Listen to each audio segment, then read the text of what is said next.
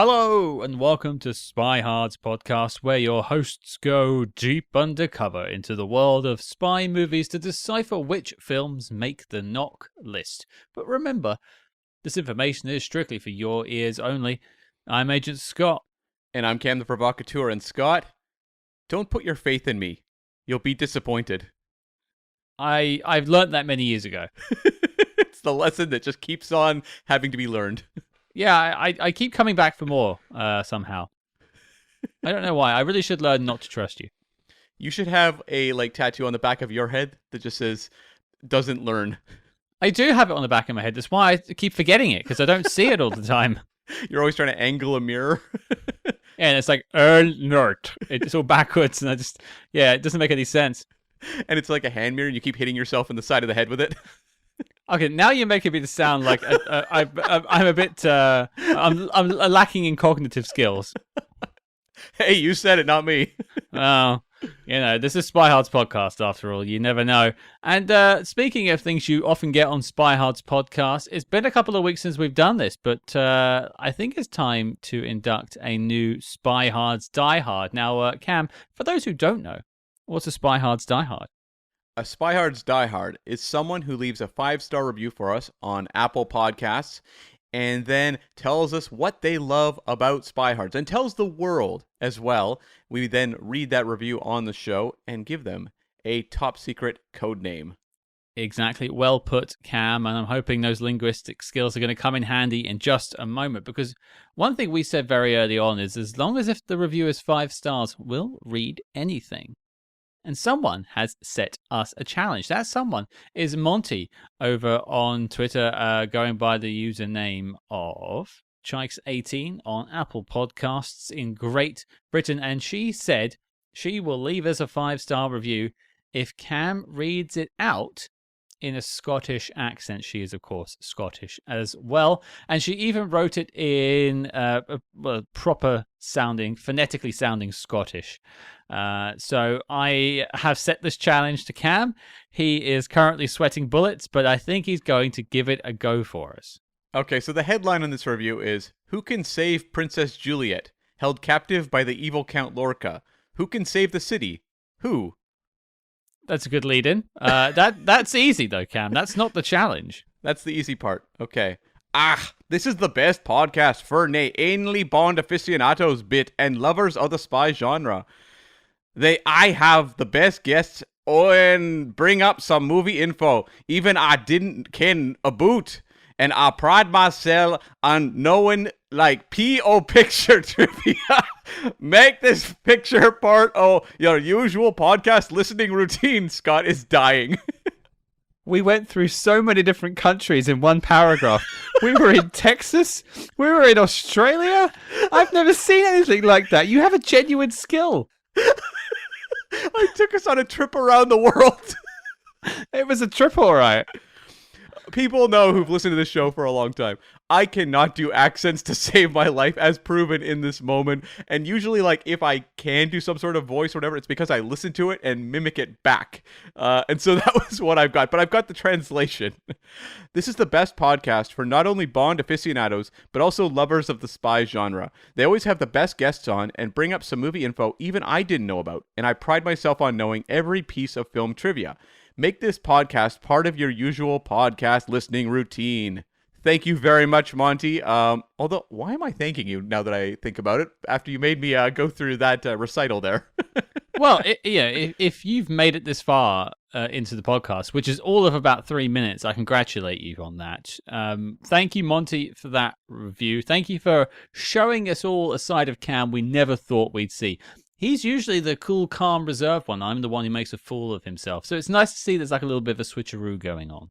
Scott, how long did it take us to actually get to the reading of that review? Let's just say there will be some good material for the blooper reel at the end of the year. A lot of material. It's the whole reel. Let's just say it took me a while to find that accent, whatever that was. I'm not sure you ever truly found it. But Monty, thank you for the 5-star review. Become a Spy Hard's Die Hard today over on Apple Podcasts. Just leave us a 5-star review. say anything you'd like, and Cam or I will try to read it out as best we can. But Cam, I think we have to give out a very special code name. So, Scott, we like the nicknames to be distinct on this show, and Agent 47 is a little obvious. It's really on the nose. And so I decided instead to look for something that has some iconography with the games, that has some meaning that maybe we've seen in a previous Hitman film as well. Mm-hmm. And so you kind of want to rule out things like the obvious, right? And so there's one little bit that popped out at me when I was watching this movie that showed up in a previous film. And that is the rubber ducky floating in the bathtub that we saw in both the first film and in this film. So I think we're going to go with Agent Rubber Ducky. I quite like Rubber Ducky, and also it's a great one to say for anyone from the British Isles. Just saying Rubber Ducky just seems to roll off the tongue. So there you go, Monty. Agent Rubber Ducky, welcome to the Spy Hards, Die Hards fold. And if you want to get yourself a jazzy new nickname that you can use on all legal documents going forward, no, you can't, then leave us a 5-star review on Apple Podcasts. But without further ado, let's get to the review. All right, Cam, this is our second time in the world of Hitman. Let's talk about it. What are we discussing this week? Yes, we are talking about 2015's Hitman Agent 47, starring Rupert Friend. Yeah, it's interesting to come back to this universe quite a few years after the first one. Obviously, there's been a recasting of Agent 47. It was originally Timothy Olyphant, and now it is Rupert Friend, who has gone to do some other stuff since. I think he recently popped up in the Obi-Wan show. That's right. Yeah, he was like one of the Grand Inquisitors. He's someone who's had a very good career. You go through and it's just prestige films, genre stuff. He's all over the place, but not necessarily a known quantity. Not yet, anyway. Not yet. Well, so if this is your first time taking a look at Agent 47, Hitman Agent 47, here is your synopsis. And this is a short one. It may even be 47 characters long. Ooh, okay. I should count it. Agent 47, your number is up. An assassin teams up with a woman to help her find her father and uncover the mysteries of her ancestry. Yeah, I mean, it's to the point. I mean, this movie is incredibly simple in plot. It gets convoluted in the telling, but in terms of what its primary drive is, that sums it up really nicely. Yeah, it's actually what I look for in a synopsis. It is cool, calm, collected, and quick. Concise, lots of catchy words. And I appreciate that. Let's get into the film itself, though. I don't recall if you saw the first one in theaters, but did you catch Agent 47 in theaters? I don't think anyone really caught the second one in theaters. Really? And I say that not as any sort of slam. I feel like it was kind of quietly released at a busy time of year. Okay. And it was not marketed very well. I don't know if I ever saw a trailer for it. And it just, kind of came and went very quickly. So yeah, it just was not a big thing. I never saw this movie, in theaters. I never saw this movie on video. This is a first time for me. Well, that's interesting because this is probably a question we can take to our Spy Master interview this week. We're actually joined later this week by the producer of both Hitman films, Adrian Ascaria, who's going to talk us through his work on both films, putting them together, and the future of Hitman on the big screen as well. So yeah, that'll be an interesting one to decode with him. Yeah, it's just I remember the first film with Timothy Olyphant. That movie did, modestly well in theaters, but was marketed well. You saw billboards, you saw posters, there was trailers. It was much more of a concentrated effort to sell that movie. Whereas I feel like the second one, it was just the effort wasn't there for whatever reason on the part of the studio, nothing to do with the filmmakers. No, that's something to dive into, and it actually charts with probably my top note on this film, my top comparison, which we'll get into. But I myself, no, I didn't catch it either, but I didn't catch the original one in theaters either. Mm-hmm. So let's get into it. How do we go from Hitman to Hitman Agent 47? Of course, this is based on the IO interactive game created by Morten Iversen and Peter Gellerup Koch, and was published by Eidos and later by Square Enix. So the first film did as I said, modestly well, enough to get a sequel. And so they actually brought back the writer of the first film, Skip Woods, who, for those who maybe missed our Hitman episode, he's an American writer who was a partner at Wetwork Tactical, which is a weapon handling firm that deals with film. Like, he consults on films in terms of firearms usage. And that sort of inspired his work as an action film writer. And so he kind of broke through in 1998 with a Thomas Jane film called Thursday that he wrote and directed, but finds his footing with Swordfish, the John Travolta conspiracy action film. And then he goes on and does Hitman, does uncredited dialogue work on Live Free or Die Hard, and has since just become like a go-to journeyman writer who worked with Fox a lot back in the day. He wrote X-Men Origins Wolverine. He was one of the writers on that. The A-Team, A Good Day to Die Hard, the Arnold Schwarzenegger film Sabotage, and then Sabotage led into Hitman Agent 47. Okay, and how was the Schwarzenegger film? I was not a fan of Sabotage. That was a David Ayer film.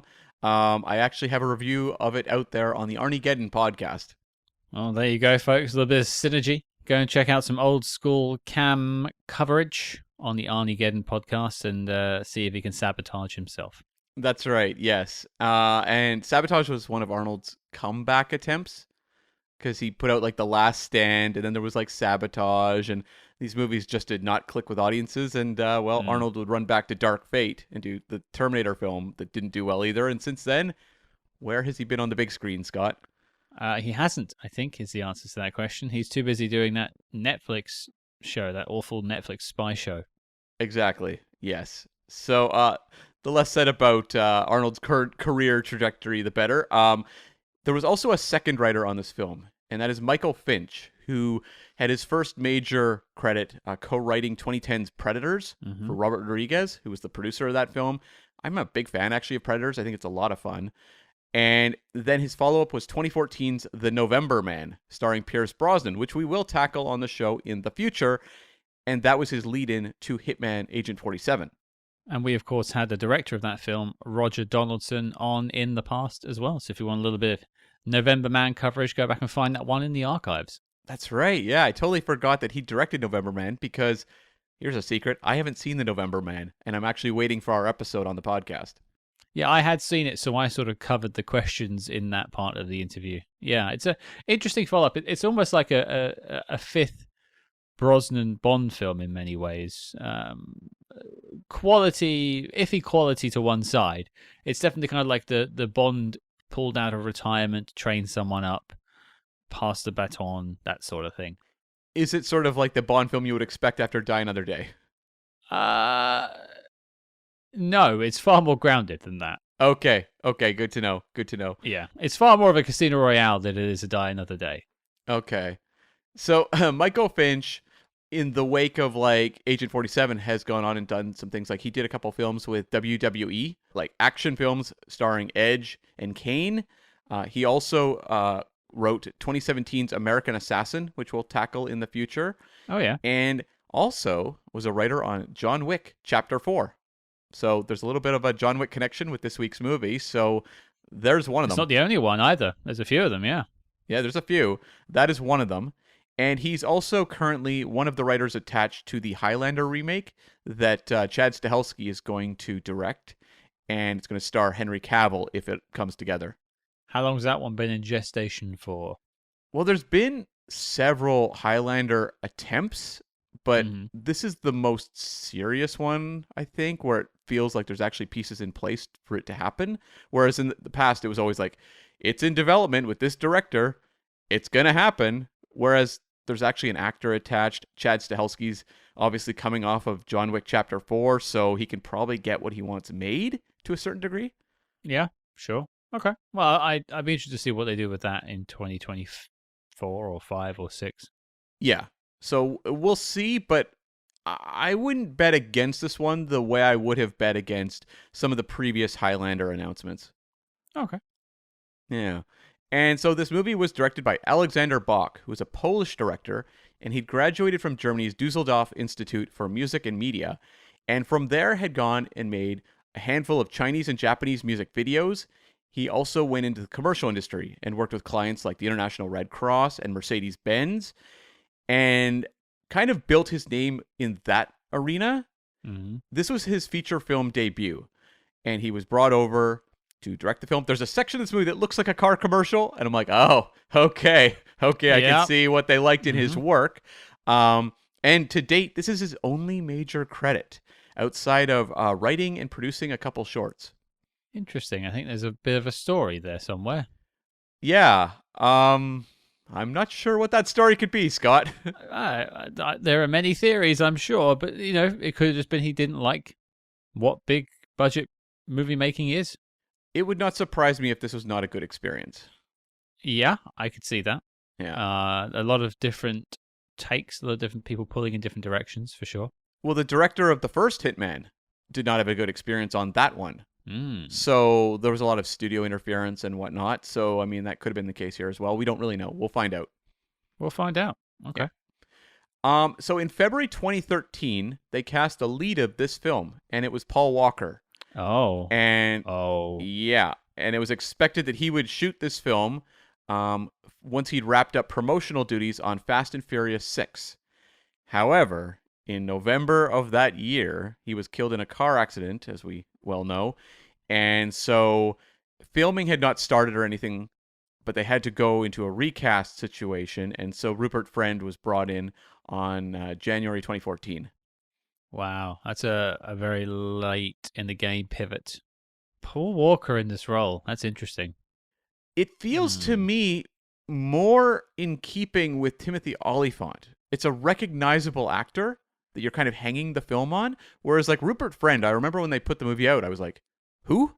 Well, I don't know if that's necessarily my reaction, but I understand what you mean with Timothy Olyphant, because I think him and Paul Walker both, well, one has and the other had, more of a leading man look than Rupert Friend does. You put out a poster with Paul Walker with a shaved head that says Paul Walker, Hitman, Agent 47. To a certain number of audience members, that sells. Whereas like the Rupert Friend thing, they kind of had to background it just more so sell imagery. If you look at the posters, it's not like it's a close-up of his face. No, it's a lot of the back of his head with the stamp and things like that. More of the iconography of the game more than the actor. Yeah, exactly. So this movie had a budget of $35 million, which was up a bit from the first film. Domestically, it did 22.5. International 59.9 for a worldwide total of 82.3. So, in comparison, the first Hitman did 101.3 worldwide. This one did 82.3 on a higher budget. A higher budget too. Yeah, okay. Yeah, not the best start. Okay.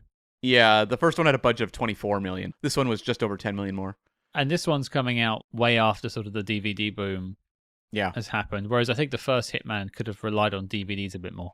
Big time. And it was also delayed. And I remember thinking that was odd at the time, too, because you had the first one in like 2007. And so getting the quote unquote sort of sequel in 2015 felt a little delayed. Well, that's one of the big questions I've got, because we're actually recording the Adrian interview after recording this. I'm very curious to see why there was a delay between the two, because he's sort of held the property in between both films. So he has been the sort of steward of the Hitman films. So yeah, I really would like to know why there was such a gap. Yeah, we will find out. Stay tuned, folks. Watch this space. And this movie landed at number 91 for the worldwide box office in the year 2015. Sure. One spot below Suck Me Shakespeare 2. Is that I've got a lot to unpack there. Just read that back. One spot under Suck Me Shakespeare 2. The fact that people went to Suck Me Shakespeare 1 and it made enough money for them to greenlight a sequel for even more sucking is really what confounds me there. The best part is there was a part 3. Even more sucking. So this is a German comedy about a sexy ex-con high school teacher. Sexy high school teacher. You're already straying into problematic territory, aren't you? And this entry, the second one, was a road trip movie. Entry, thank you. This was a road trip film. Is that because they were running away from the law? I don't think so. I think they're actually pretty lighthearted and silly. I don't think they are as creepy sounding as the titles would indicate. Yeah, okay. Maybe a bit of a translation issue with the title. Perhaps, but one hopes. I bet it's like deadly serious in its original German. Yeah, apparently the third one's terrible. People are really angry about the third one. It really failed the People. brand. People. Like, is there an online brand of? Are they called suckers? Well, this was among the most popular German comedies of their decades. Wow. I know there's a contingent of German listeners that listen to the show. Write in spyhardspod@gmail.com. What any information about these sucker films, we want to hear about it. Write into us. Let us know. That's right. And this landed one spot above Wolf Warrior, which was a Chinese Special Forces action film. The top 3 for the year. Number 1, Star Wars Force Awakens. Number 2, Jurassic World. And number 3, Furious 7, which is, I mean, there's some connection there, obviously, because that's Paul Walker's final film, and it is a farewell movie to him as well. Yeah, for sure. The legacy of what could have been, but you can't blame the delay on the films for that, though. No. That's not necessarily that. I'm still very curious to find out what happened with that delay. But in terms of the top 3, that's a franchisey looking year. Yeah, that's the thing. Once you get to these like mid 2010s, that's all you say on the show. Is every time it's a top 3, it's just franchise film. Yeah, Star Wars, blah. Jurassic Park, blah. MCU, X. Yeah. Yeah, occasionally you get like a breakthrough Disney film that's an original property, like a Pixar Inside movie. Out or something like that. Yeah. Exactly. Yeah. When we're doing this year, the 2024, we'll be talking about Inside Out 2, although that's a sequel. But nonetheless, there are like standalone Franchise. Disney films. Yeah, it's all franchises. I give up. So while Agent 47 was in theaters, producer Adrian Ascarea was talking about a Just Cause adaptation. I'm not familiar with the Just Cause video game, but Scott, what is it? It's kind of like an open world mission-based RPG game where you are on an island and it's like run by gangs and you've got to sort of fight back for the just cause. You're like rebel mercenaries against it. Maybe it's like a government that's corrupt and you're trying to take it down. I think it was been a while. I have played one of the games, but it was a while ago. Okay, so this movie would have been based on the third installment of the game series. That's the most popular one. Okay. Yeah, I think it's the one I've played. And Adrian said he hoped that if 47 was a hit, that he wanted to build a shared Square Enix universe continuity that would include Just Cause, Hitman, Thief, and Deus Ex. He also referenced Lara Croft as taking part in this universe as well, although he didn't have the rights to that. Maybe that would have been some sort of crossover they would have negotiated later. Maybe that's wishful thinking, but I don't see Deus Ex appearing in this universe because Deus Ex is a dystopian sci-fi game. Well, that was going to be the future of that universe. Oh, okay. That's a bit muddled. But this is the age of CUs, of cinematic universes. You had the Dark Universe around this time. All kinds of stuff was appearing. The DCEU was falling flat on its face. Yep. Yeah, it was all happening. Yeah, we can ask Adrian about this plan he had. I think he can talk more about that. And then the only final note was, like, you know, as we saw with the numbers, like, this movie eked out like a small profit. Sure. And so the question was, why was there no Hitman 3 potentially? Well, in 2019, you had the Fox-Disney merger, and that killed any possibility of a follow-up. So does Disney own the rights at this point? We'll have to ask Adrian that. I would think probably. That's interesting. Okay. They would probably own the rights to the, like, film franchise, yeah. Or at least the rights to the first two. Like, although I didn't watch this on Disney Plus, I don't think it's on there. I did. Interesting. It might be a territorial thing now. Yeah, both the Hitman films are on Disney Plus here. Okay. Fine. All right, Cam. Our heads are looking nice and shaved. Tattoos are applied. Mine says 69. What's your number? 66. That's my, like, 6 is my lucky number, so I'll take 2 6s. Okay, so we were made like not long after each other, basically. But I came first. That's a whole other story. Let's talk about Agent 47. I want to lead us off if you don't mind. Please, yeah. Do you know what? Comparatively speaking to the first one, I liked a lot of what this was doing. And it reminded me a lot of the Judge Dredd film Dredd. Oh, okay, yeah. And the comparative sort of nature of that to Judge Dredd, the Sylvester Stallone film. One's a lot more Hollywood, one's a lot more, true to form, true to the original source material, but also was seen by a lot less people. Do you know what I mean? In that sort of sense. Mm-hmm. And I feel like this film, unlike the first one, really understood what Agent 47 was and this sort of silent assassin and tried to get that character right. And I think casting Rupert was probably the best bet in that. I think this film does a lot of good stuff when it comes to action. But I think the problem for me is it relies on so many like tropes that it just feels quite disposable at the end of the day. It's got some great action moments, and I'm glad it's 90 minutes long. So if you can just tune into it, watch for the action, and have a good time with that. But I think any further digging into it, and there's nothing there for you. It's funny that you compare it to Dredd, because I was also coming up with a comparison based on a comic book as well. Okay, sure. I kept thinking about Ghost Rider Spirit of Vengeance, where you had the first Ghost Rider, which, not a great film. Mm-hmm. The original Hitman, not a great film. We found things we liked a bit about it, but it had some like oomph behind it and some money behind it. Yeah. Right? Like you had Timothy Olyphant, you had Nicolas Cage in the first one. Like you can look at those movies and say, I'm not a big fan of them, but you could tell that they were making a swing at launching a franchise in both cases. And then neither one of them performed to the degree they were supposed to. Sure. Right? Yeah. And so then you kind of got this delayed sequel that in some ways is closer to the source material.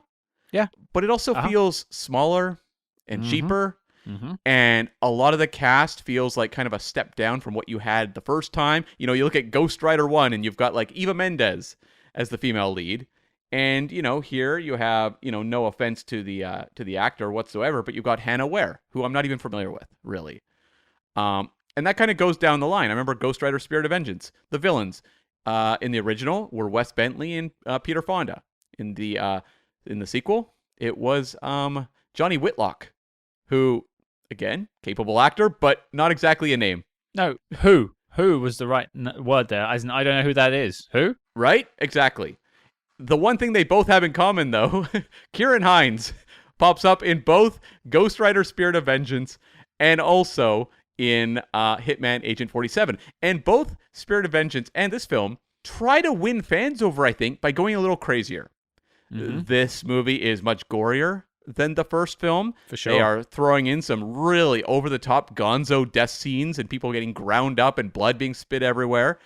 Ghost Rider Spirit of Vengeance also went pretty crazy, where you had like a big like construction tiller being turned into a flaming vehicle. You had Nick Cage going extra nuts on screen in that movie. It's like they're trying to amp up the kind of the insanity factor to compensate for kind of the diminished production going on around them, and it just feels like a smaller movie. This one to me though, like when it was kind of embracing its silliness, I was kind of on board for. Like, there's some really insanely weird things that happen in this movie we can talk about, but a lot of it felt very generic to me, just as it did in Ghost Rider when it had its slow exposition moments and character moments, where I would sit there and go, like, this feels almost like a direct-to-video movie that isn't direct-to-video because of the brand. That's why it's on the big screen, is because they know that Hitman has an audience, but it doesn't feel like there was the amount of attention and effort and kind of enthusiasm being put into the sequel as there was with the first, where they clearly wanted to launch a big franchise. I am looking forward to talking to Adrian about what their expectations were going into the sequel, because like to me, I walked away with it going, well, I liked some of the action, and I found myself feeling rather bored during the moments where I was watching characters talk in what felt like a lot of AI dialogue. And this is way before the sort of AI revolution, so it wasn't really that. And I said sort of like leaning on tropes and disposability. I think the biggest thing that really put me off this isn't so much like the moments of the pace dropping. It's the fact that the film's point of view isn't of Agent 47. The whole thing is skewed through the lens of the Hannah Ware character, and the supposed she is like this super soldier. Like, she is Rey, and Agent 47 is Luke Skywalker in The Force Awakens and The Last Jedi. Mm-hmm. And I just don't know that's what people want from an Agent 47 film. Like, they want the action, which you get, and I think that's really where the film clicks. Some crazy action, great stunt work, stuff like that. Good, gory kills. Great. But when she's like doing this precog stuff and she's like harassing a lady in a Berlin library for not knowing her dad's name, despite the fact that she doesn't know her own dad's name, and how the hell would the librarian know that? Stuff like that. I'm just like, who honestly cares? And there's like that scene where she's walking between two buildings and she suddenly has the Jaws moment where the camera pulls back as she's standing still. The nod to Jaws there. And it's like there's an abuse situation going on in like an apartment. Mm-hmm. And we see that resolve. But what of it? Like this character is almost like tapping into superpowers. Yeah. And you're like, oh, I'm being like set up for where this character's journey is going to go as someone who might help people. But no, that's not where we go at all. The movie doesn't really have any interest in that. And then you're like, well, why did I watch that moment then? Really? So I found it, very frustrating because you read the synopsis to this movie. It's pretty darn simple. Yeah. But the movie makes it convoluted almost for the purposes of stretching out the screen time because you have the Zachary Quinto character show up who's like, come with me if you want to live. And then he runs off with Hannah Ware, and we get a whole Terminator movie for the first like 40 minutes or something like that, where they're on the run from Agent 47. Mm-hmm. And then we pivot it to Agent 47 being like, no, I'm your friend. And so now I have to, explain your backstory. We need to go find your father, played by Ciarán Hinds. And I'm like, oh, this is just not working for me. Like, this is not compelling. I think like it maybe would have worked better for someone like me who doesn't play the games. Mm-hmm. But if you just to be fair, I played one. Okay. If you just gone full on like 85-minute high tension Terminator ripoff, Agent 47 is after you, how do you escape kind of movie, maybe then I would go, you know what? Like it may not be one of the all-time greats, but it was like a tense, lean 85-minute thrill chase. Versus this movie, which feels like it's kind of trying to do both things and not succeeding really at both. No, I liked the idea originally of having her as the POV and having her being chased by Agent 47. I thought it was an interesting take on the character because he's supposed to be this silent, stealthy assassin. He's not supposed to be this caring best friend character, nurturing father figure. At least from my interpretation and my readings online and things like that. But ultimately, I think people turn up to these films for action. Mm-hmm. And whenever you're dealing with her backstory or her mission to find her father, it just comes away from the action. So I think as an audience, you are then trained to sort of dislike her scenes because that's not where the fun is. Yeah, no, that's true. Yeah. But yeah, we're already lamping on it. I do want to talk about some things that I did like, and I did sort of highlight one already, and I'm going to lead off with that. And I think Rupert Friend was... I don't know what the Paul Walker film would have looked like. I think you're probably right. He would have looked good on a poster. I don't know what Paul Walker would have looked like bald, but sure, we'll never know. But I think the idea is he's not supposed to look like a Hollywood lead with his head shaved off. Mm-hmm.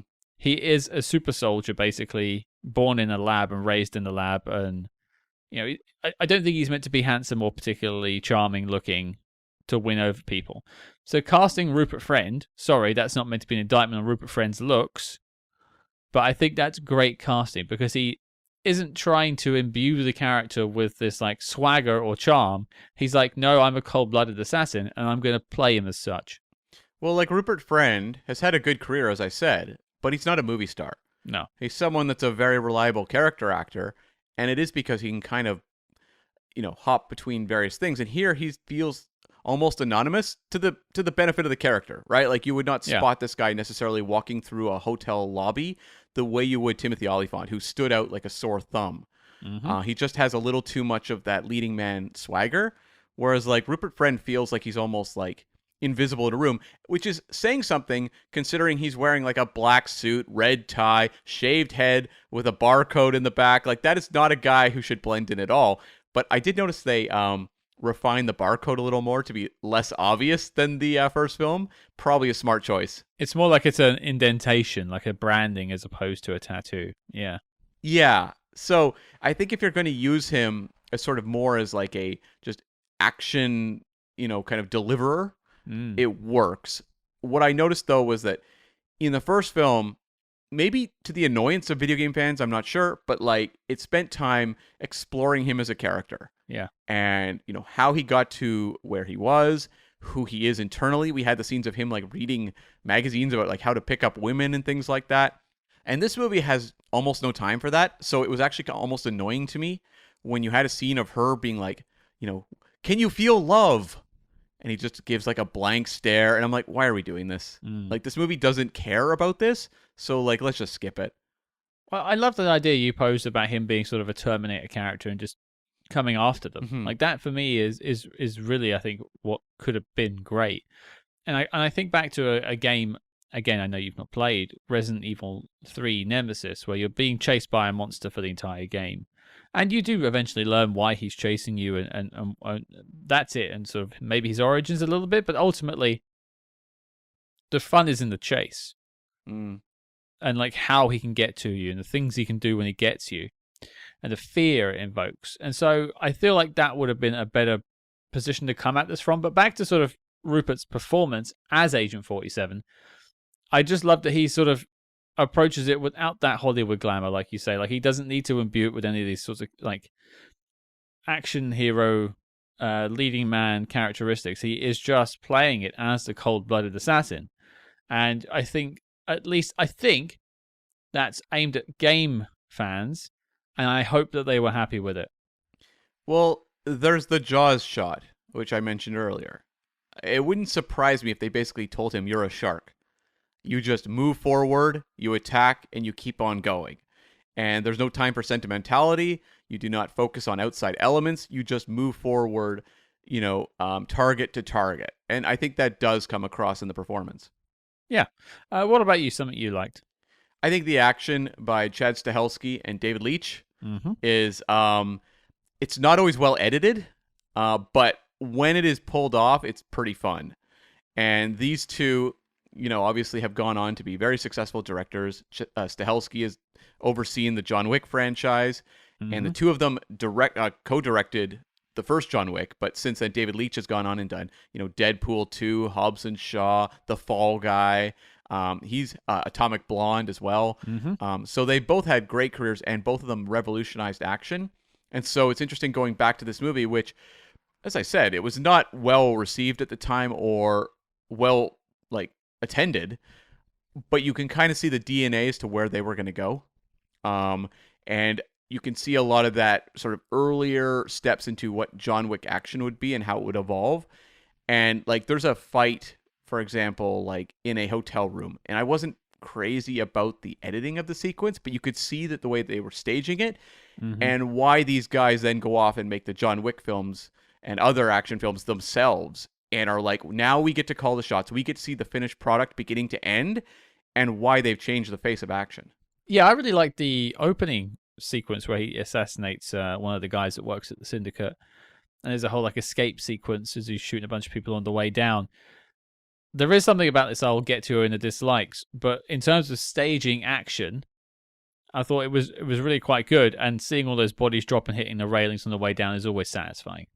Although when it's CG bodies, I'd rather have that than an actual stuntman taking those drops. I want the dummies. Give me the dummies being thrown off those stairways with the flailing arms, inhuman flailing arms. Yeah, exactly. Yeah, I will always side with dummies. The CG doubling and stuff, I wasn't a fan of. There's the scene where Quinto and Agent 47 go off a railing on top of a train. Yeah, and I was like, oof, that was rough. But when it was actually sticking to the hand-to-hand stuff, the gun fu stuff, or even just the over-the-top gore moments, that was fun. I mentioned the guy in the grinder. That's perfect. We saw the liquid come out of it. I'm like, that kind of stuff is, look, they know they are not making Howard's End. They are making a violent video game adaptation largely for a teenage male audience. And so they were delivering on that front. And I think by going over the top with the violence and making it really wacky, that kind of is serving the market properly. You hire the best. This is what you get. Yeah, exactly. And we would see, obviously, when you get to the John Wick films, that these guys have an endless number of creative ideas at their disposal, and they can execute them incredibly well. And, I think obviously the director of this film, Aleksander Bach, just has the one film, so I can't talk about him as a, directorial force or tracking themes or concepts across his work. Mm-hmm. But if he's working in the world of commercials and is pretty well acknowledged in that world, and music videos as well, you can see how he can capture a moment. And so when it comes to those violent sequences, like, he knows to stay out of the way and to make them look good. Yeah, for sure.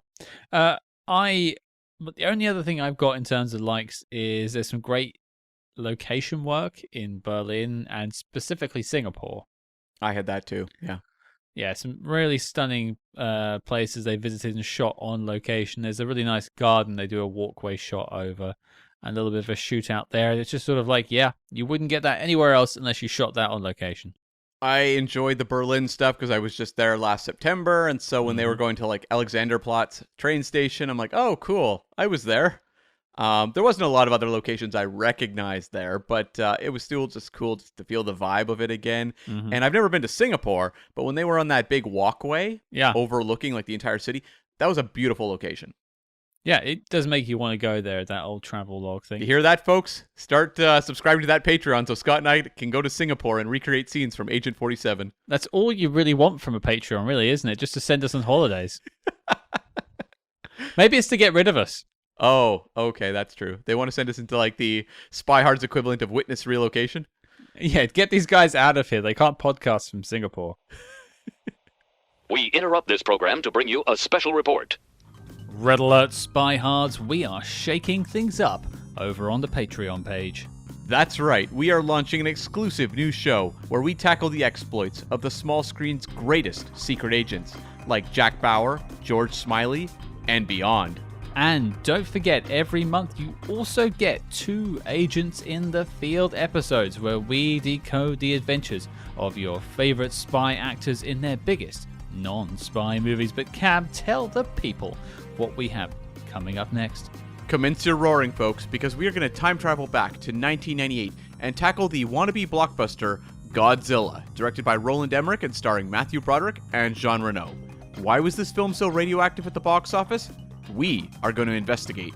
So strap on your Condor Man wings and soar into the future with us over at patreon.com/spyhards. But before Big O zaps us with a red pulsating laser, let's get back to the Spy Jinx. Okay, let's inject ourselves with some nanoparticle inhalation treatment and talk about the dislikes. I've got a couple, and I'll lead us off with the Hannah Ware character.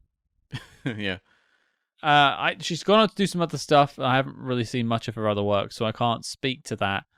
And I also can't speak to the quality of the script necessarily, whether it's her delivery or it is the script. I don't know. But apart from a lot of her story not making any sense if you peel anything back from it, I just found myself not caring a single damn thing about what she's going through, especially because she's being played off as this, like, uber soldier. And I'm not here to see that. I'm here to see Agent 47. And it's not even like she enjoys doing any of that stuff that I'm here to see. She's just a lady who happens to have these skills. And because she's also imbued with things like precognizance, she's basically impenetrable and invulnerable. So where is the jeopardy? Yeah, her entire story felt almost obligatory to me. Like they knew they needed A hook. some through line for this movie. Yeah, like a hook. Like, this young woman discovering the world of, Hitman and her connections to it. But we saw this. It's called Hannah. Hannah's a completely different movie, but we saw it somewhat in the previous Hitman movie as well, with Olga Kurylenko fulfilling that kind of role. Not in the same way, but like her entry point into that world was kind of like handled decently. Like it wasn't great, but it was handled decently, and you had Olga Kurylenko, who was like a breakthrough off of that movie. And this kind of felt like it was repeating in some ways the first movie, but with less energy. Yeah. And also just a less charismatic female lead. And also dialogue that was a step down from the first film as well. And so I just think like the cards were somewhat stacked against Hannah Ware because this movie doesn't really care about her character. Like it really doesn't. This is all like plot function stuff. Mm-hmm. We don't know anything about her, really. It's like, yes, she has a father she's trying to find. Oh, yeah, what's her day-to-day life like, Scott? I don't know, but she helps women in damning situations with their partners, I guess. Sort of. Once. No aftercare though, just sort of leaves her on the street to run away. That's the best part, is what you see the woman, like, emerging onto the street, and it just cuts to Hannah Ware smiling. Yeah, I'm like, well, that's another one. I don't know that that's how these cases typically wrap up, but That's my good deed of the day. yeah, Another life saved. this situation might be a little messier in a real world, but I'll take your word for it. Sure. She's left the house with like no money or ID or anything. Is she homeless now? Hannah's like, good, solved, moving on. I am like the Incredible Hulk wandering off at the end of an episode. Dear Journal, today I saved another person. I am such a nice and virtuous person. I bet everyone loves me. Hannah Ware. But it's even like you have her involved in this whole like Terminator storyline with the Zachary Quinto character. Mm-hmm. The reason that like Linda Hamilton is so great in Terminator is like there's fire to that character. She's someone who is young and vulnerable, but she asks questions. She doesn't trust everyone. Whereas like this character seems like she's just kind of willing to go along with whoever is like, come with me if you want to live. Yeah. It's like, okay, well, I guess so. You must be the person that I should trust. There's a moment really like basically at the end of the film where she's basically discovered a lot of her powers. Now she's using a gun. She's basically Agent X or something, some sort of equivalent. And she gets in an elevator with Agent 47 and he hands her a gun. And then I think it was meant to be like a really badass moment that makes you sort of fist pump. Yeah. And she like puts her hair up in a scrunchie. Yeah. And I think like I heard the Titanic theme being played on the recorder in the background. Like it just did not land for me. My favorite moment was when they're in the hotel room and Hitman Agent 47, who sleeps in like a sitting position, which I do too when I have naps in the afternoon. Like Leon the Professional. Yeah, that's right. But he has his guns beside him, Mm-hmm. and he wakes up because bad guys are showing up at the house. Although they say they're freelancers, and I'm like, what? Like, we have the Syndicate as the main villains, and then freelancers show up. I was like, okay, sure. But he takes out these people hand to hand because his guns have gone missing. And it's because Hannah has disassembled them. And she says, oh, well, when I'm like, tense or whatever, feeling anxious, I take things apart. I'm like, what? Like, how is that a character beat? When I'm tense, I just I took apart my TV and I never managed to put it back together again. Whoopsie. Was that a smart choice there, Hannah? I mean, you've got like this guy, this killing machine who Let me disarm him. wants to keep you safe, and I'm going to take his weapons away from him and just assume that everything is going to work out. I mean, never mind the Syndicate. What about the freelancers, Hannah? Whenever I'm stressed, I like to tie up the person looking after me. Oh, sorry, did you get shot? Whoopsie daisy. Cam, what do you do when you're stressed? What do I do? Probably just walk in circles muttering to myself. Ah, okay. That's healthy. Yeah, that's right. Yeah. But here's the thing. This whole like freelancer thing, and I'm gonna harp on this for a second because it's not Sure. dealt with in the movie at all. The floor is yours.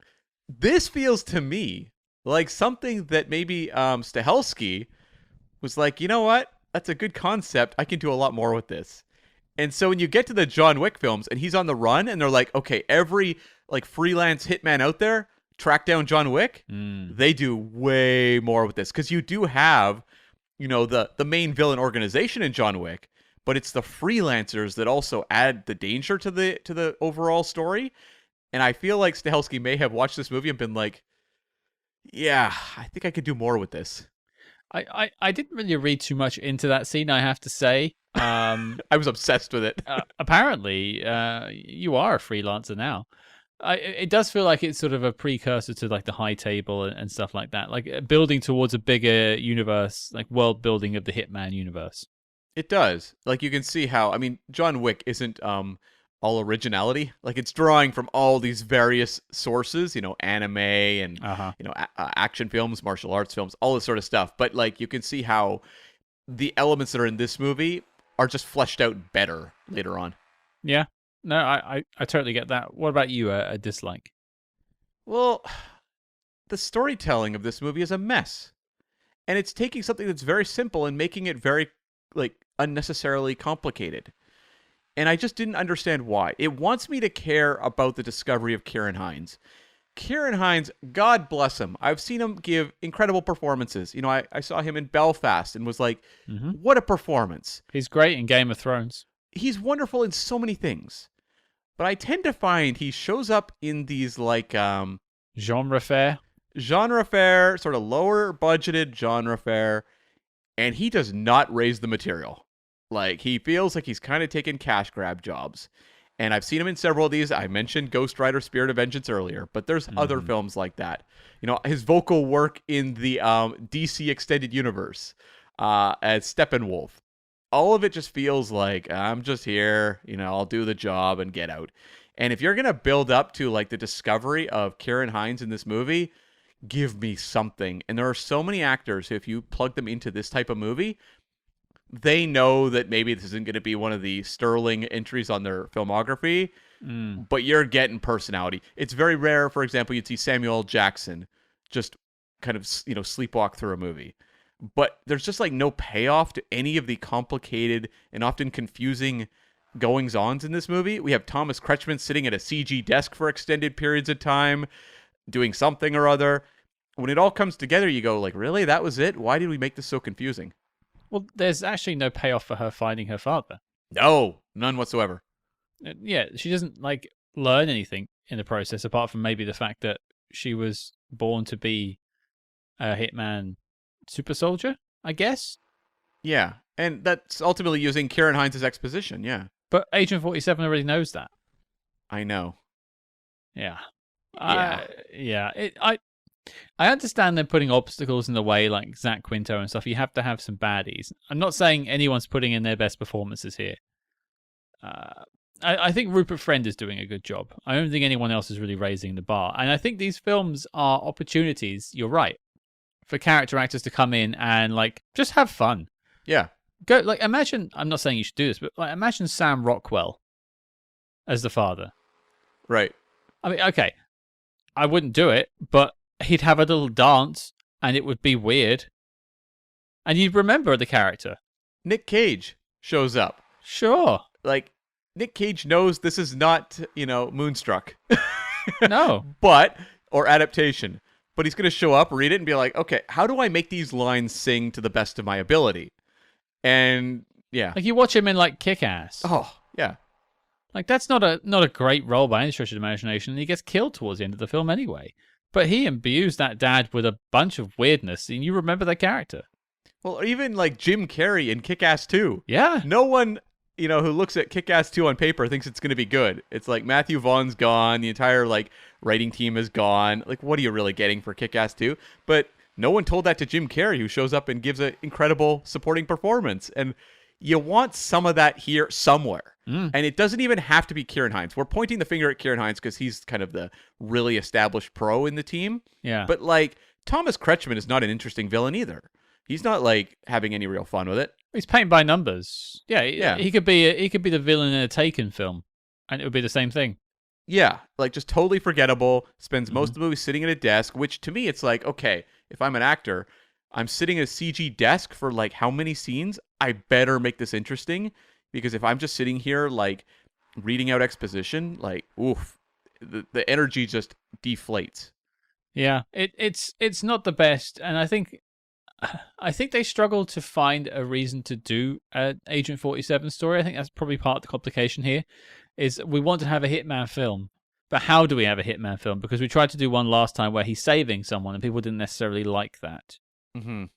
So we need a hook, and so they build in this, like, story, this fetch quest almost to find her father, but it's not interesting, and none of the actors really are pushing the limits of their craft. The only thing you've got to look forward to is the action sequences that aren't on the screen every 5 minutes like a Jackie Chan film. It's every 20 minutes. And you have the setup of the Zachary Quinto antagonist, which on paper is actually a good idea to have one trained assassin after another. You know, we saw it played so memorably well in Ballistic X vs. Sever, but there's a lot of better films that did it, obviously. The Bourne films and stuff like that. Totally. Yeah. Here though, like because the story becomes so convoluted with what Zachary Quinto is even doing, Mm. then you don't have any real antagonism between the two of them. And also, Agent 47 has like no emotions. No. So you never have the sense that he feels any sort of threat or concern about what Zachary Quinto's doing. So it kind of deflates Quinto's character. You're like, well, he keeps popping up. They have fights, and Zachary Quinto gets, tossed aside. And I thought it was like laugh out loud funny at the end. Did you watch the mid-credit scene? Yeah. I actually wrote down, what the hell just happened? Why did Zachary Quinto become Jack Frost? He starts like singing a musical number. Yeah. I also noted down he got what I wrote down as odd jobbed. Yeah, like his electrocution death is fine. Sure. But then in the mid-credits, for those that didn't last that long, he wakes up on the ground and he has like white hair and white eyebrows. And then I'm just sitting there making notes like, this must be from the video game because this is so bizarre. You know what's weird? Is that in Ghost Rider Spirit of Vengeance, the villain, played by Johnny Whitlock, gets similarly, like, I don't remember if he gets killed or just beaten really, really, really badly. But when he comes to and takes his villainous form, he has white hair. I wonder if the filmmakers were watching Home Alone 2 whilst making this and saw the guy electrocute himself and then get the big white hair at the end. Possibly. Yeah. What an inspiration for Agent 47. It's Home Alone 2. Is anyone hanging on at the end of this movie for the sequel, which has Zachary Quinto with white hair and white eyebrows, like, coming back? This is the point in time where we have all these mid-credits, post-credit sequences. Marvel have been doing this for years by this point, so it didn't surprise me that there was one, but I kind of wanted it to be something funnier. Yeah. Instead of like this, Zach Quinto's still alive. Like, okay, cool. There's a weird tone issue, too, where the movie plays it pretty serious a lot of the time. Like, Agent 47 is dead serious in his delivery and how the character is handled. But then it throws in really outlandish things, like the over-the-top deaths, Zachary Quinto's white hair and eyebrows, or the sequence where, as a test, Agent 47 ties up Hannah's character, Katya, in front of like a jet turbine. Yeah. And has her tied to a chair, and she does like like slow motion gymnastics or something like that to get out of it. I was getting flashbacks to that Catherine Zeta-Jones film. Oh, Entrapment? Yeah. I'm not quite sure, or like Charlie's Angels maybe, or something like that. Sure. But that moment is incredibly silly. Yeah. Like, really goofy. And she escapes, and you go, okay, like, that's kind of the tone I feel like we should be going for, is like that over-the-top B-movie. Mm-hmm. But then it gets, like, really serious again. And you're like, wait, am I supposed to take this seriously, or am I supposed to be laughing at some of the really ridiculous elements? Well, yeah, 1 second the dad's dying of cancer, and then she's doing entrapment somersaults on a chair. Like, yeah. What do you want here? Or you're throwing like CG bodies around like crazy, or having like a lot of car chases where like the cars like explode in full CG glory and bounce all over the place like rubber balls. And I'm like, is that glory in like small, like lower caps glory? It is, yes. Sardonically, yes. Yeah. Okay. There's one that we haven't brought up. That I feel like I was going to bring up the Jack Frostification of Jack Quinto. Yeah. But this is the other one that really bugs me. I've only played one of the games, so listeners that are Hitman fans, write in and let me know if I'm wrong. But I thought the point of these games were for stealth missions. Ah, yes. Every single one of these missions or sequences in this film ends in a shootout. Mm-hmm. Now, to me, that ain't stealth. He isn't a hitman. He's just a force of nature. He's not an assassin. He's just a killer. Yeah, and a lot of his methods are very over the top and public. Yeah. I think of like at the start of the movie, you have those cars that he's blowing up in the streets. Yeah. Like, that's going to make every single newspaper is like, car blows up due to, like randomly placed detonation device. Like, all the evidence is there to link it back to a actual attempt at killing someone. Yeah. Whereas I would think he would want these attempts to be like something that could be buried or something that would be obscured. Well, the first film that made some attempts to have the kills more discreet, Yeah. or at least some of them. This is just an all-out shooter fest, which I enjoy the shooting sequences, but I just think, like, if you're trying to build Agent 47 to be closer to the games, why would you not take that aspect of it too?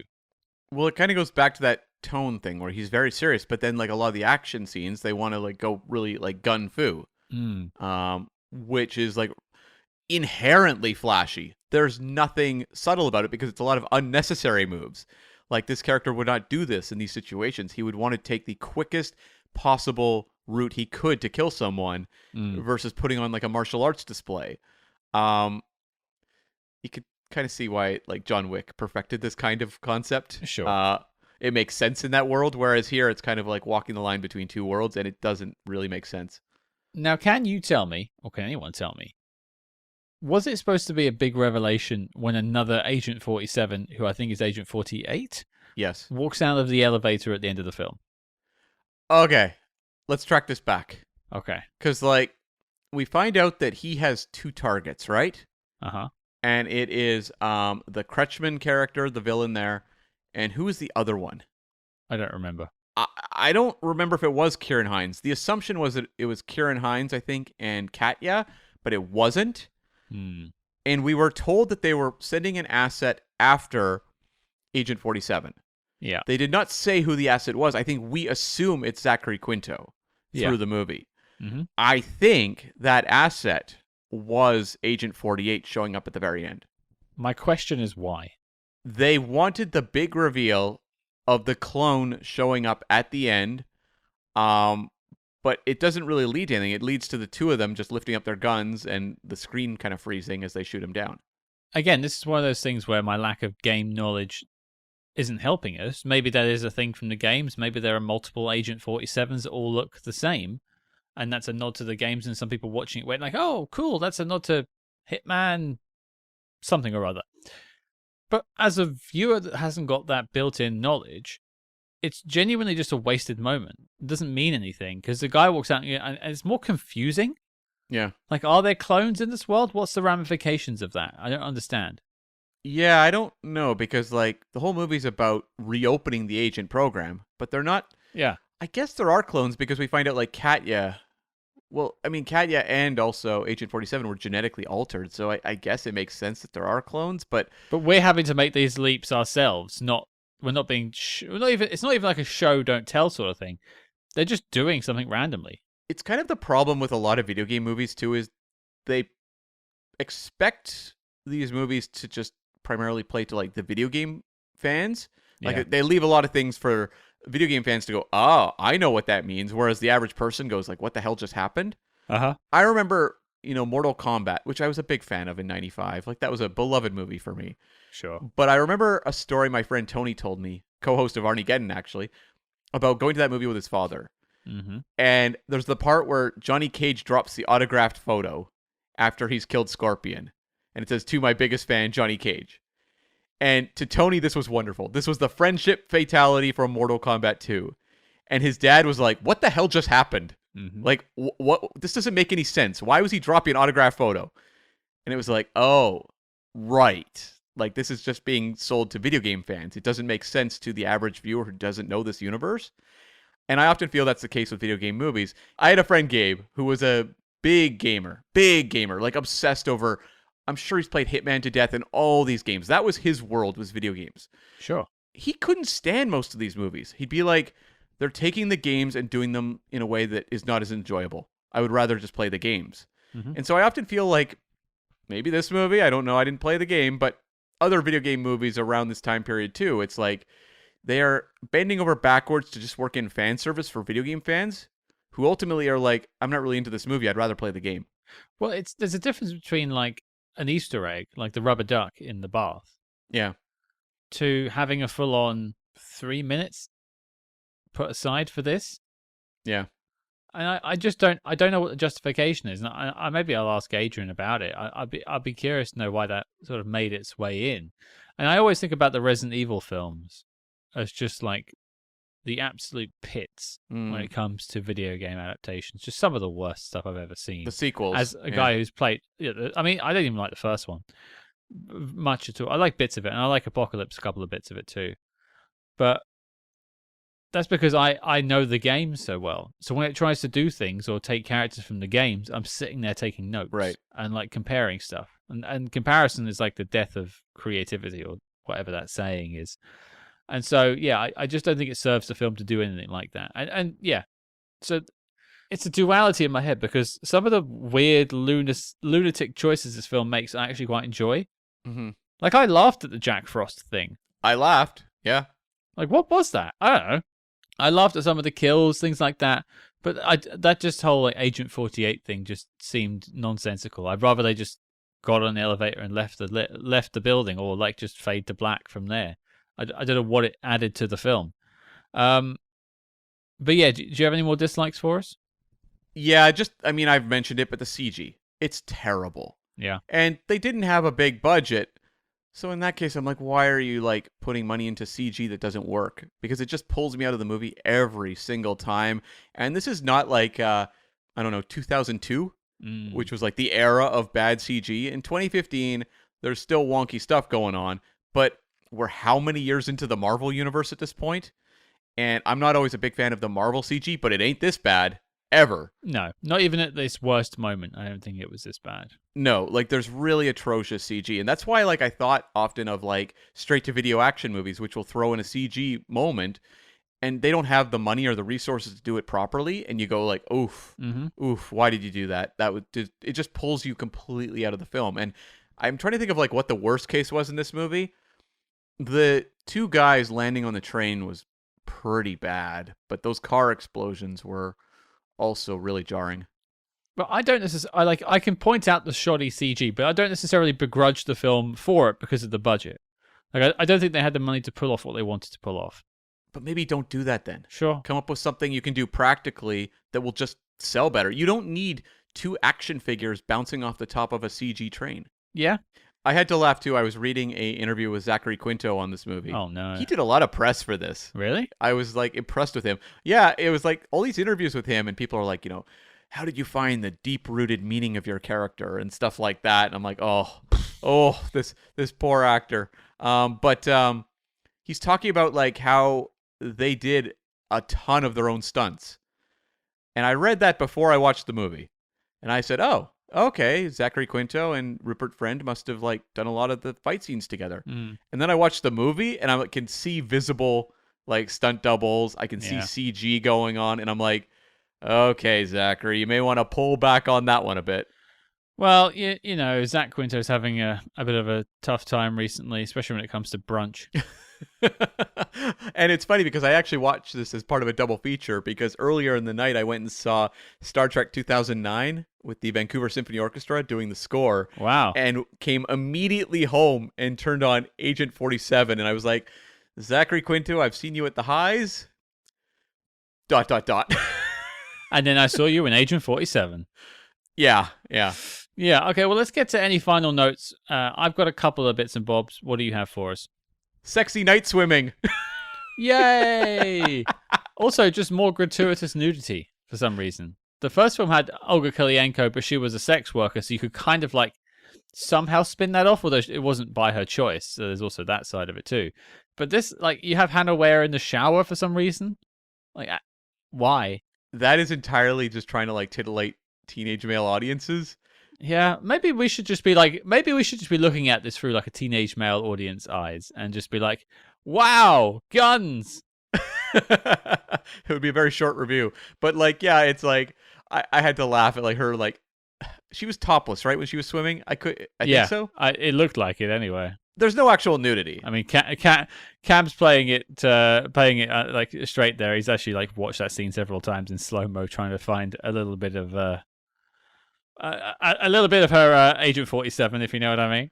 I was taking in the cinematography and set decoration at the time. But yeah, like this to me, it reminded me first off of Bond and Skyfall because you have a similar scene with James Bond, and that's what is that? 3 years earlier? Yeah. Okay. And it also felt like the work of someone who makes TV commercials. Which also leads into the multiple Audi commercials throughout this film. Yeah, yeah. Every time they hop in a car, like this is someone who knows how to like show vehicles for Yeah. sale because he, as I said, he worked for Mercedes-Benz. He had them as a client. As a salesman in the forecourt. He sold the hell out of those cars. He sold a few, and they're like, "Hey, you should direct our film." Yeah. But every time it was like something that was like a product or I guess on the plus side, the locations, those really clicked. Like when he would use a location like in Singapore, you're like, oh, he got the most bang for his buck out of that location as he could. Mm-hmm. But like when it came to the cars, yes, they look beautiful, but at the same time, you're very aware that these are basically car commercials. Yeah, it even stood out to me, and I wouldn't usually notice that sort of stuff. But I will say, I did quite like the chase in the car park. Felt like a bit of a nod to Tomorrow Never Dies. It did, yeah. No, that's a good call. That one was well staged. A little bit of gadgetry in a car park, which was nice to see. I wasn't a big fan of the scene where Agent 47 gets himself arrested, and there's like the sniper rifle pointed at him at the embassy, and he bangs the table and the rifle goes off. What an untrustworthy gun. How the hell does that happen? I wouldn't take that to war. Imagine being like shelled by the enemy and your gun just goes off in your like bunker. Yeah, exactly. It's like, for those who haven't watched the movie, the sniper rifle is on the metal table, like the interrogation table, pointed directly at Agent 47. And it's loaded, and the safety is off for some reason. Yes. And so he lifts the steel table up in the air and slams it down, and the gun goes off, and he uses the bullet to, like, break open his handcuffs. But I'm like, is that a thing that happens? Also, can he move the speed of sound? Well, that too. That is a nitpick, I will say. I will just add, it is nice to hear the phrase, "oh, for fuck's sake," in a film that hasn't got any British people in it. That's a good point, actually, yeah. Although Rupert Friend is British, so I guess that kind of counts. He doesn't get to say it, though. That's the thing. It's true. You also have, I thought, an absolutely head-spinning amount of exposition in the opening credits. Oh, yeah. That I was like, what is going on? I felt like I was hallucinating on the couch. You probably were, but that's because you spent too many times reversing through that swimming scene. That could have been a perfume commercial. Oh, yeah. That section of opening credits, it's like, don't bombard the audience with voiceover, especially that much voiceover, setting up the entire plot of the film. It was about 3 minutes. While you're flashing images and credits at the same time. Yeah, I agree. Now, I have two questions. One, do you see this as a continuation of the first film? Not really, no. Feels like a loose reboot. Yeah, I felt the same. And we'll ask this one to Adrian, I'm sure. I feel like it... I mean, obviously you had the recasting, and I do wonder why Timothy Olyphant didn't come back. But... Well, I did read quotes from him. Oh. When we did Hitman. When we reviewed that. And it was not a project he was particularly enamored with. Sure. Okay. The last question was, in the last time we spoke about Hitman, we spoke about the best video game adaptations, or at least our favorites. Yeah. So I can't ask that question again, but what I can ask is, what video game would you like to see adapted? I'm a terrible person to ask this question to because I don't play any modern video games whatsoever. Mm-hmm. I will say that even though I was not the biggest fan of the games, I liked a couple of them, but I wasn't like a diehard. The fact they're making a Legend of Zelda movie, to me, is something that could really be rife with creative possibilities. I think you could do a lot with that world. Yeah, big world. And the characters, even though, again, I wasn't like a diehard, Link, Zelda, Ganon, I know these characters. Mm-hmm. And I think there's a lot you can do with them on the big screen. So I think that one's encouraging. I know a lot of people have wanted a Metroid movie for a long time. That was actually going to be my suggestion, was Metroid. I never liked the Metroid game. Okay. So at least the Nintendo one. Mm-hmm. The Super Nintendo one, I think I maybe enjoyed a little bit more. I don't really remember. But I was never a big Metroid guy. So that could work.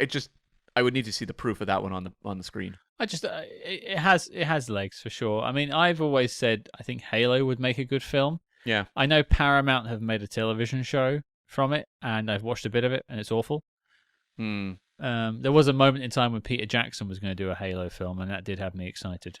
Right. Yeah, I remember that. Neil Blomkamp was going to direct it. Yeah, I think they both were attached at one point or another. Yeah, Peter Jackson was going to produce, Neil Blomkamp was going to direct. Right, there you go. I think he did do a short for it, though, at one point. There was a proof of concept short that was made. I think so, yeah. And then when that fell apart, Blomkamp did District 9 instead. Yeah. I just think it's a big universe with a lot of scope. Lord knows do we need good sci-fi movies these days.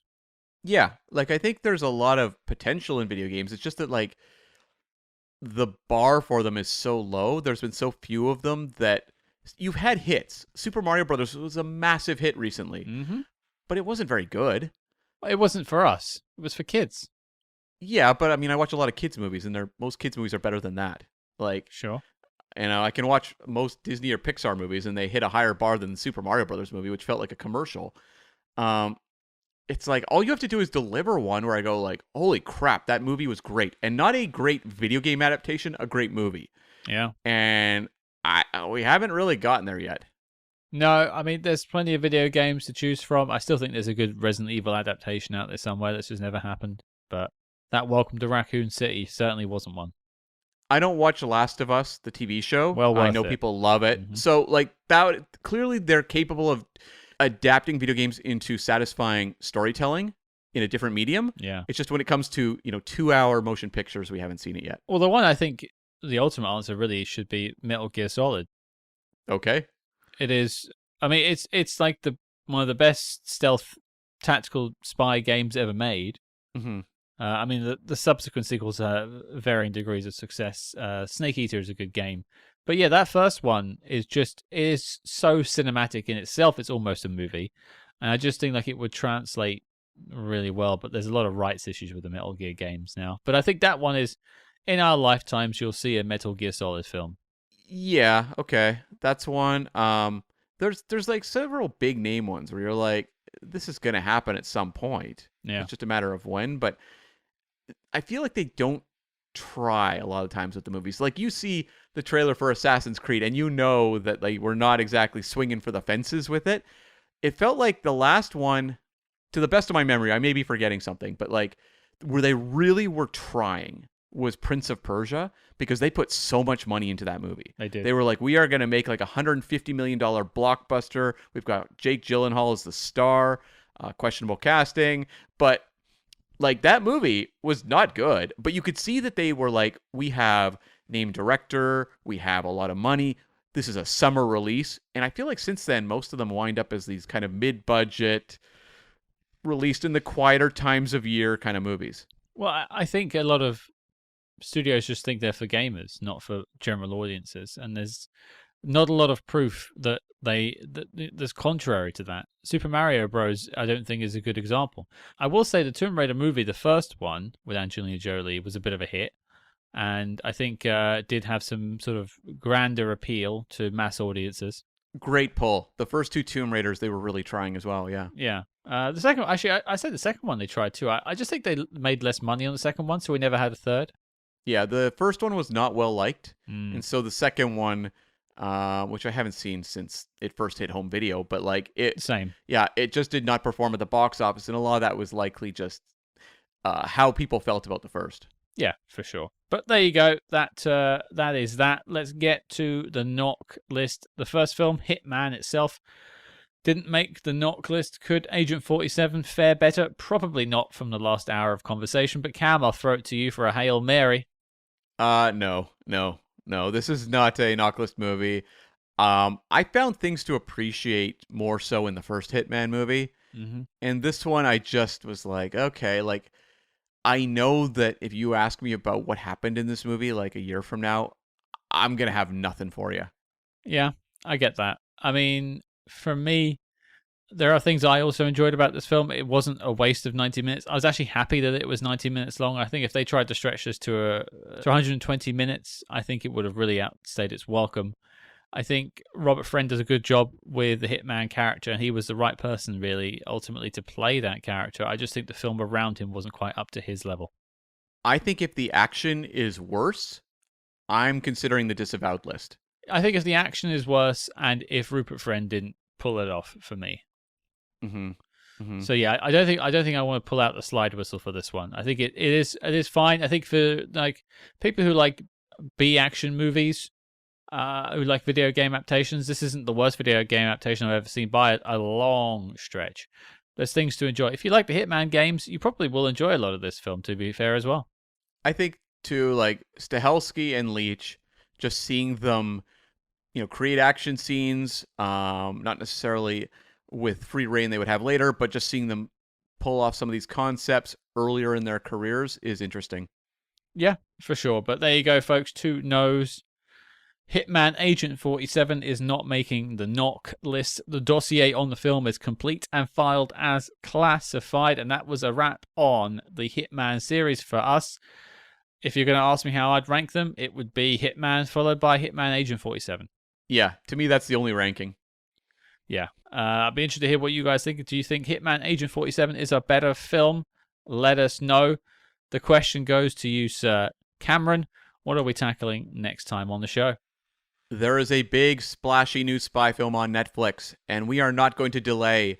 We are going to take a look at The Union, starring Mark Wahlberg and Halle Berry, and it is available in all of your homes, August 16th.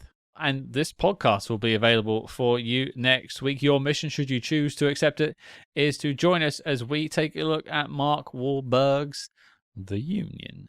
And if you like what you heard on this show, please consider joining us over on our Patreon page. Tons of bonus episodes. But ultimately, you're helping to support Spy Hards and keep the lights on at Spy Hards HQ, because independent podcasting, frankly, isn't cheap. Cam and I pay for all this ourselves. It's a hobby.